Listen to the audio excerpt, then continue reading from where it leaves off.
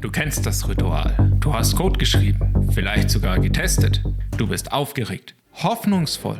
Du klickst auf Run on Emulator und dann passiert nichts. Also wirklich gar nichts. Dein Bildschirm friert ein, dein Lüfter beginnt zu schreien, dein Kaffee wird kalt. Willkommen im finsteren Kapitel der Android-Entwicklung, der Emulator.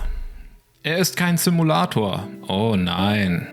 Er ist eine Reinkarnation der Bürokratie in digitaler Form. Er prüft, initialisiert, startet Dienste, baut Netzwerke auf, kompiliert Treiber, synchronisiert Uhrzeiten, installiert Play-Dienste. Kurz gesagt, er lebt sein Leben. Und du sitzt davor wie ein Museumsbesucher vor einer sich neu aufbauenden Galaxie. Die Startphase. Hoffnung ist ein schlechter Ratgeber. Wird schon schnell gehen, sagst du dir. Immerhin hast du einen modernen Laptop mit viel RAM und SSD.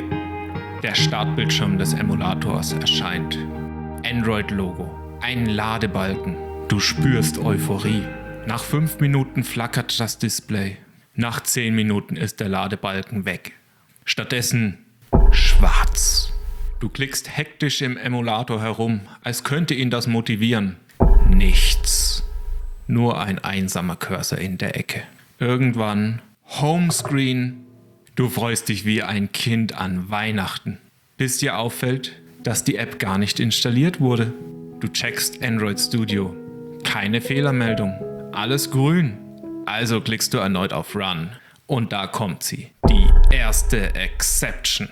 Install failed insufficient storage. Du denkst, das ist doch ein Emulator. Wieso hat der keinen Platz? Und dann beginnt es. Das Debugging des Emulators.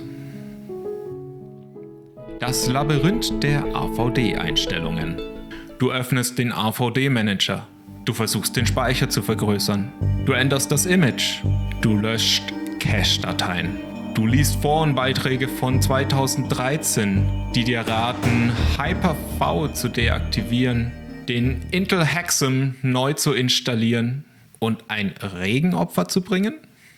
Dann der Geistesblitz. Vielleicht liegt es am Cold Boot. Du klickst auf Wipe Data.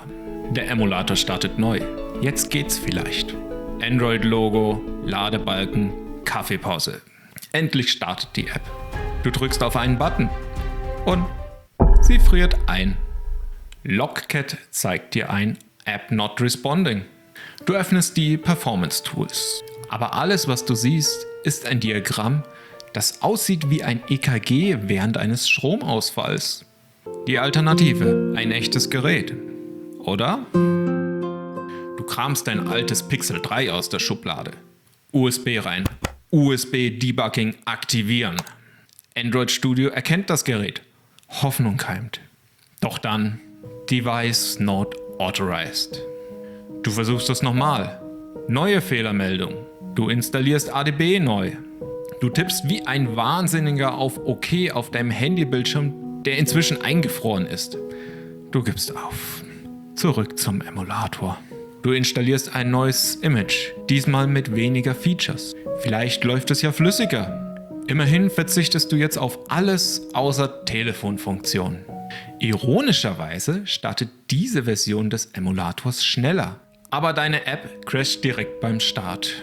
No Google Play Services found. Du beginnst zu philosophieren. Gibt es eine Welt, in der Emulatoren funktionieren? Hat Google sie nur als Geduldstraining erschaffen? Sollte man überhaupt noch Apps schreiben? Oder ist das alles nur ein gigantischer UI-Test? Und dann, es klappt. Kurz. Du findest eine magische Konfiguration. Android 11, x86-64, Cold Boot, 4 GB RAM, keine Kameras, keine Playdienste.